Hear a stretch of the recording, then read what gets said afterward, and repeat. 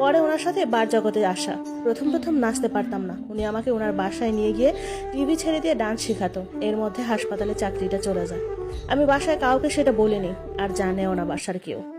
যাই হোক, বারে ডান্স করছি, বার ম্যানেজার আমাকে ডাক দিল। আমি গেলাম। উনি আমায় বলল আজ একজনকে সঙ্গ দিতে হবে। আমি হেসে বললাম মালদার আছে তো? আমার আবার মালদার টাকাওয়ালা না হলে ভালো লাগে না। আরে উনি ভীষণ পয়সাওয়ালা, প্রবাসী বাঙালি, তোমাকে ভালো লেগেছে তাই আমাদের বললো তো আজ তোমার সঙ্গ পেতে চায়। আমি বললাম ঠিক আছে, তুমি 4তলার ডার পাশের 98 নাম্বার রুমে যাও। আমি কথা না বাড়িয়ে একটা বিয়ার খেতে খেতে 4তলা রুমে পা বাড়ালাম। রুমে গিয়ে দেখলাম আধা বয়স্ক একজন লোক বসে বসে মোবাইল টিপছে আর সিগারেট খাচ্ছে। বয়স মোটামুটি 47-এর আশেপাশে হতে পারে। আমি শব্দ করে দরজা বন্ধ করেছি। আমাকে দেখে উনি নড়ে চড়ে বসেছেন। আমি ওনার পাশে বসে জিজ্ঞেস করলাম কেমন আছেন।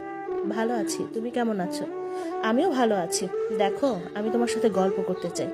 আমি ঘুমাবো, তুমি আর মাথায় হাত বুলিয়ে দিবে আমাকে, আমার পিঠ চুলকিয়ে দিবে। ভ্রু কুচকে আমি বললাম এটা কেমন কথা?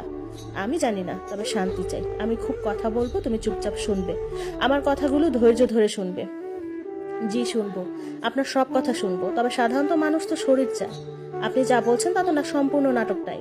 উত্তরটা না দিয়ে উনি শার্টটা খুললেন। ভিতরে সাদা পাতলা গেঞ্জি পরনে, ওনার সাথে একটা কয়েক জায়গায় ছেঁড়া ট্রাউজার। তারপর বাথরুমে গেলেন তিনি। এ ফাঁকে আমি ওনার মানিব্যাগের কাছে গেলাম। গিয়ে দেখলাম পুরো মানিব্যাগ ভরা 1000 টাকার নোট। আমি সেখান থেকে কয়েকটি নোট চুরি করে রেখে দিলাম। উনি আসার আগে জায়গা বরাবর মানিব্যাগ রেখে আসলাম। সকাল 7টায় ঘুম থেকে উঠলাম, কিন্তু পাশে উনি তখনও ঘুমাচ্ছেন। আমি উঠে বাথরুমে গেলাম। বাথরুম থেকে বেরিয়ে ওনাকে ডাক দিলাম। বললাম উঠেন, আমাকে বাসায় যেতে হবে। উনি আড়মোড়া ভেঙে উঠলেন। উঠে বললেন আরেকটু থাকো তুমি, আমি তোমার সাথে চা খেতে চাই। আমি ম্যানেজারকে ফোন দিয়ে চা দিতে বললাম। চা দিয়ে গেল। চা খেতে খেতে উনি আমায় বললেন ওনার দুইটা ছেলে আমেরিকায় থাকে, ওদের মায়ের সাথে। ওদের মা একজন ফিরে পায়নি। একজন বিদেশিনীকে বিয়ে করে উনি মানসিকভাবে শান্তিতে নেই। এ কারণে দেশে আসলে বিভিন্ন নারীদের কাছে ওনার যাতায়াত, যাতে একটু মানসিক শান্তি তিনি পান। তিনি আমায় প্রস্তাব দিলেন আমি যেন মাঝে মাঝে তার ফ্ল্যাটে যাই এবং আজ রাতটাও যেন তার ফ্ল্যাটে কাটাই। চা খাওয়া শেষ আমার। আমি আমার পারিশ্রমিক চাইলাম। উনি বলল বারের ম্যানেজারকে দিয়েছি 5000 টাকা। উনি আমাকে 1000 টাকা দিয়ে বললেন এটা তোমার বকশিস। আমি আরো 1000 টাকা ওনার কাছে চাইলাম। উনি আমাকে দিলেন। তারপর ওনাকে বললাম আজ রাতে আপনার ফ্ল্যাটে যাব, তবে এটা ম্যানেজারকে বলবেন না, আমার সমস্যা হবে। উনি বললেন ঠিক আছে। এরপর আমি ওনার থেকে বিদায় নিয়ে সেই রুমটা থেকে বের হয়ে যাই। আমাদের হোটেল রুমে গিয়ে বাসায় জামা কাপড় পরে বরখা পরে নিলাম। এরপর ম্যানেজার থেকে আমার 2000 টাকা নিয়ে বাসায় চলে আসি। বাসায় আসার পর বাবার অসুস্থতা আরো বেড়ে যায়। বাবাকে নিয়ে তাড়াতাড়ি মেডিকেলে যাই এবং মেডিকেলে ভর্তি হয় তিনি। আমার জমানো টাকা ছিল, তাই কোনো অসুবিধা হয়নি।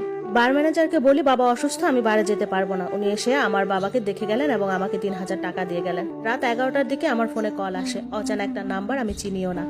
আমি হ্যালো হ্যালো করি, কিন্তু কথা বলে না।